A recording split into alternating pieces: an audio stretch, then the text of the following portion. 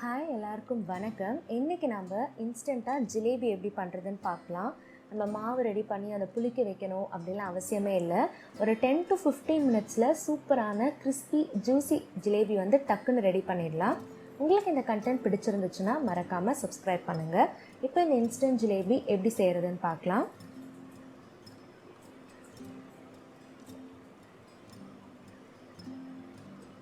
First இதுக்கு sugar syrup ready பண்ணணும். நான் வந்து 1 கப் வந்து சுகர் ஆட் பண்ணிக்கிறேன். எவ்வளோ சுகர் ஆட் பண்ணுறோமோ அதுக்கு ஈக்குவல் குவான்டிட்டி வந்து வாட்டர் ஆட் பண்ணிக்கோங்க. வாட்டர் அதிகமாக ஆட் பண்ணிங்கன்னா சுகர் சிரப் ரெடியாக ரொம்ப டைம் ஆகும். அதனால் 1:1 ரேஷியோ வந்து கரெக்டாக இருக்கும். ஃபர்ஸ்ட் இந்த சுகர் வந்து நல்லா மெல்ட் ஆகட்டும். இப்போ வந்து நான் கேசரி பவுடர் ஆட் பண்ணுறேன். நான் எல்லோ டென்ட் இருக்க பவுடர் தான் ஆட் பண்ணுறேன். உங்களுக்கு வேணும்னா நீங்கள் ஆரஞ்சு ஆட் பண்ணிக்கோங்க. இது நல்லா மிக்ஸ் ஆனதுக்கப்புறமா நான் வந்து சாஃப்ரான் குங்குமப்பூ வந்து ஆட் பண்ணுறேன். இந்த ஒரு ஃப்ளேவருக்காக. வேணும்னா நீங்கள் கலரை அவாய்ட் பண்ணிட்டு வெறும் குங்குமப்பூ மட்டும் கொஞ்சம் அதிகமாக போட்டு கூட நீங்கள் கலர் வர வைக்கலாம். இந்த 1 ஸ்ட்ரிங் கன்சிஸ்டன்சி வந்தோடனே ஆஃப் பண்ணிவிடுங்க. லெமன் ஜூஸ் வந்து 1 டீஸ்பூன் ஆட் பண்ணிங்கன்னா சுகர் வந்து கிறிஸ்டலைசேஷன் ஆகாமல் இருக்கும். இப்போ மாவு ப்ரிப்பேர் பண்ணுறதுக்கு 1 கப் மைதா, 1 கப் மைதாக்கு 1 பேக்கெட் ஈனோ வந்து கரெக்டாக இருக்கும்.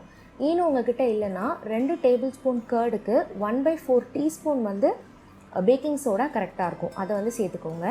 2 டீஸ்பூன் கீ ஆட் பண்ணிவிட்டு நம்ம நல்லா மிக்ஸ் பண்ணி விடலாம். 1 கப் மைதாக்கு 1 கப் தண்ணி கரெக்டாக இருக்கும். அதனால் கொஞ்சம் கொஞ்சமாக சேர்த்து மிக்ஸ் பண்ணுங்கள்.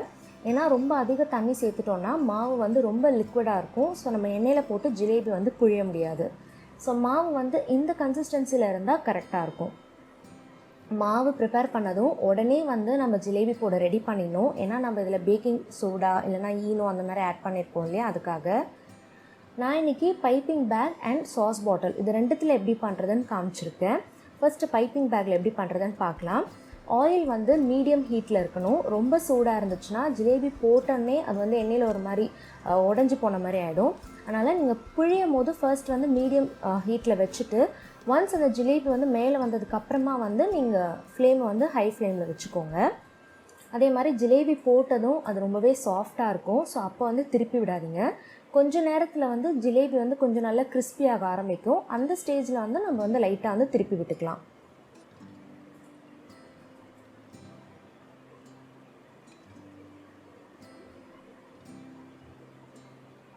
இன்னும் கொஞ்சம் கோல்டன் ப்ரௌன் ஆனதும் நம்ம எண்ணெயிலேருந்து இந்த ஜிலேபியை வந்து எடுத்துடலாம். ஸோ இந்த ஸ்டேஜில் நான் வந்து எடுத்துடுறேன்.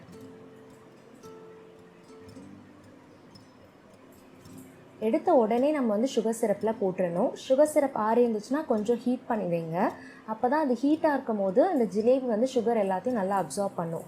ஒரு 30 to 40 செகண்ட்ஸ் இருந்தால் போதும். அதிகமாக இருந்துச்சுன்னா கூட நம்ம ஜிலேபி வந்து கிறிஸ்பியாக இருக்காது. இது நான் சாஸ் பாட்டிலில் பண்ணுறேன். சாஸ் பாட்டில்லையும் நீங்கள் கொஞ்சம் கையை கிட்டக்கே வச்சு பிழிஞ்சிங்கன்னா எல்லாம் வந்து ஒட்டி இருக்க மாதிரி இந்த மாதிரியும் நம்மளுக்கு ஜிலேபி கிடைக்கும். நீங்கள் வேணும்னா இப்படியும் ட்ரை பண்ணி பாருங்கள்.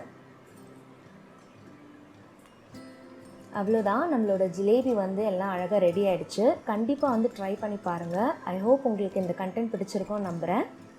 ட்ரை பண்ணி பார்த்துட்டு எப்படி வந்துச்சுன்னு மறக்காமல் என் கூட கமெண்ட்டில் ஷேர் பண்ணுங்கள். நன்றி.